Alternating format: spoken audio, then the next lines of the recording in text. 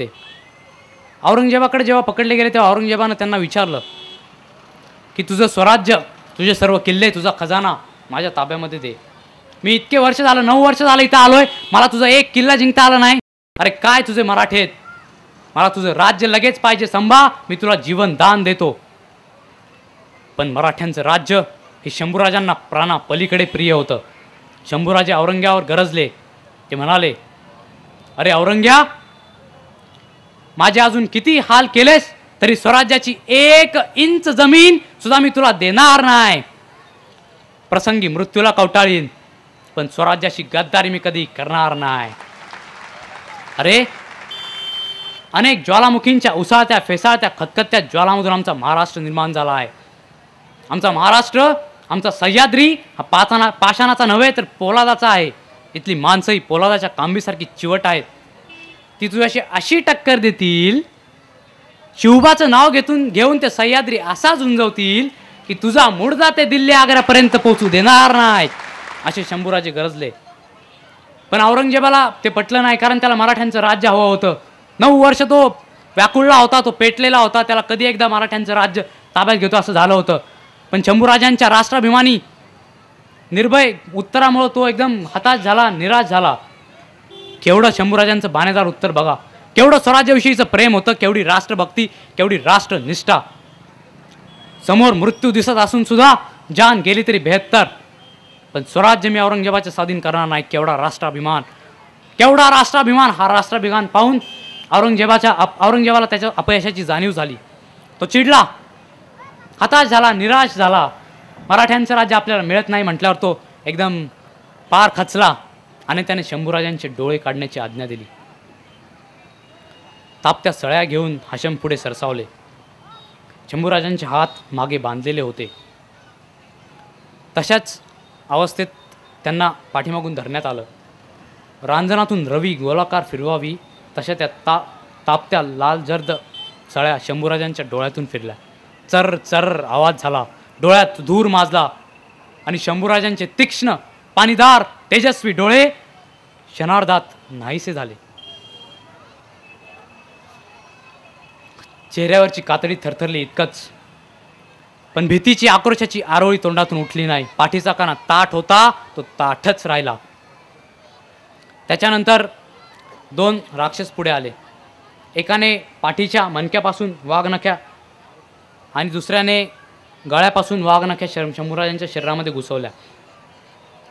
ते जोरजोराने ते वाघनख्या खाली ओढू लागले. त्यांना द्वेष चढावा म्हणून ढोल ताशे जोरजोरात वाजवण्यात येऊ लागले.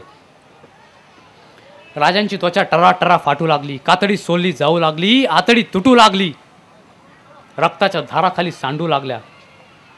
पण जीव वाचवण्यासाठी शंभूराजांनी हंबरडा फोडला नाही. वस्त्राच्या चिंध्या चिंध्या कराव्यात तशा जिवंत हाडा मासाच्या चिंध्या होत होत्या. पण शंभूराजे डगमगले नाहीत. राजांचे ते फाडलेले जिवंत शरीर थडा थडा उडत होते. त्यानंतर दुसरे 2 राक्षस पुढे आले. एकानं कुऱ्हाडीच्या पात्यानं जोर कस घाव शंभूराजांच्या मानेवर घातला आणि शीर धडा वेगळे झाले. शीर धडा वेगळे झाले. शंभूराजे गेले मित्रांनो, शंभूराजे गेले. पण इतका याच्यावर औरंगजेब थांबला नाही, एवढ्यावर औरंगजेब थांबला नाही. त्यानं दैत्यांना पुन्हा इशारा केला. कुऱ्हाडीची पाती पुन्हा नाचली शंभूराजांच्या शरीरावर. त्यांच्या शरीराचे तुकडे तुकडे करण्यात आले आणि ते गरम मांसाचे तुकडे भीमेच्या काठावर फेकून देण्यात आले. भीमे काठी भिजली गाथा.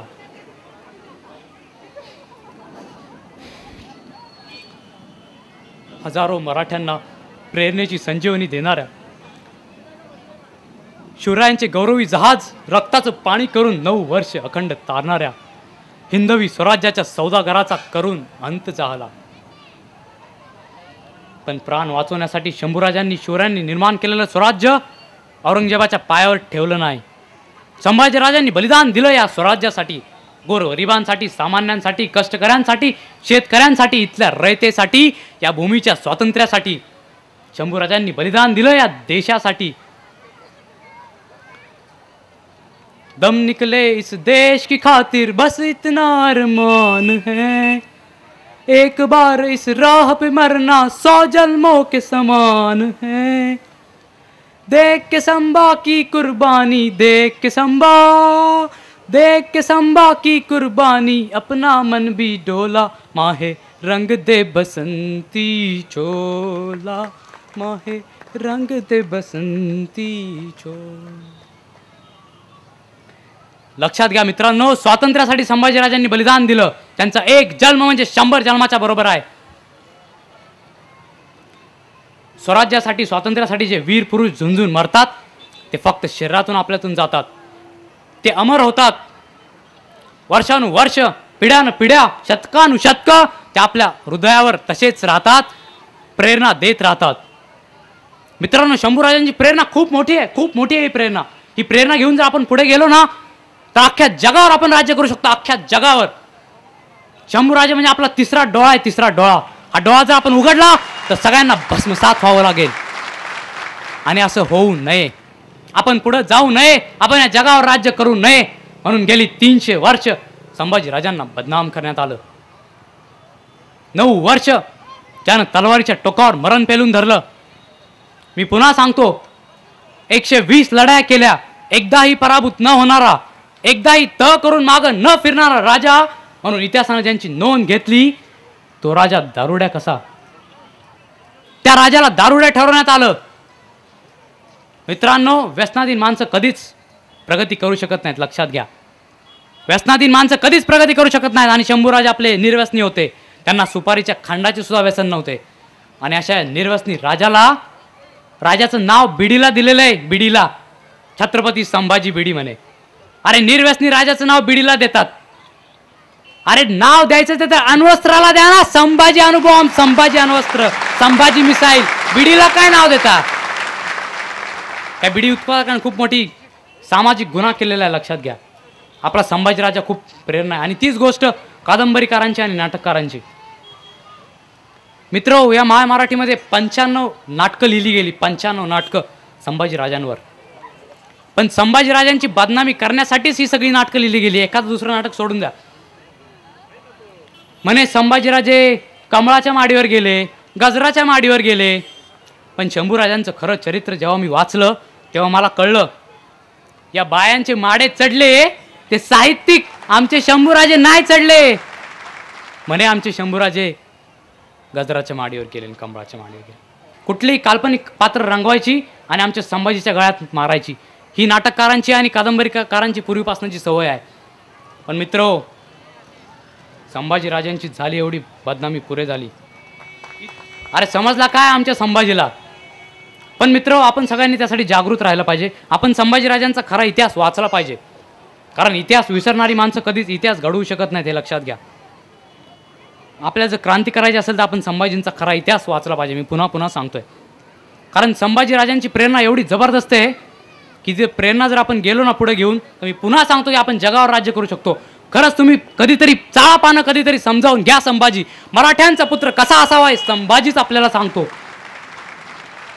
अरे संभाजी महाराजांचं खरं चरित्र एक ना एक दिवस जेव्हा उघड होईल, तेव्हा संभाजीराजांच्या समाधी स्थळावर यात्रा भरतील, यात्रा। या देशासाठी, या मातीच्या अभिमानासाठी, या महाराष्ट्राच्या अस्मितेसाठी ज्यानं बलिदान दिलं, ज्यानं मृत्यूला कवटाळलं, त्याच्या या सिंहाचं, या मर्दाच्या समाधीचं, समाधीचं नाही शक्तिस्थळाचं, या शक्तिस्थळाचं दर्शन घेण्यासाठी दुनिया धावेल मित्र, दुनिया धावेल। सिंहाच्या जबड्यात घालूनी हात, मोजूनी येई दात, ही मर्द मराठ्याची जात। सिंहाच्या गुहेत शिरून त्याला ललकारण्याची हिंमत ज्या तरुणांमध्ये आहे, त्या तरुणांना मी, फक्त त्याच तरुणांना मी आवाहन करू इच्छितो, हे तरुणांनो, हे नवयुवकांनो, उठा। संभाजीराजांनी देशासाठी, या स्वातंत्र्यासाठी बलिदान दिलं, त्या बलिदानातून, या क्रांतीवीराच्या बलिदानातून प्रेरणा घ्या, स्फूर्ती घ्या।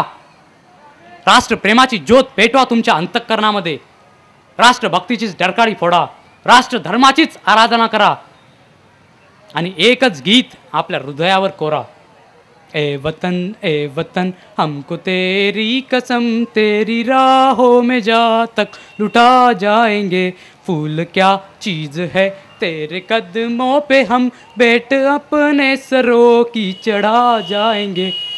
भेंट अपने सरों की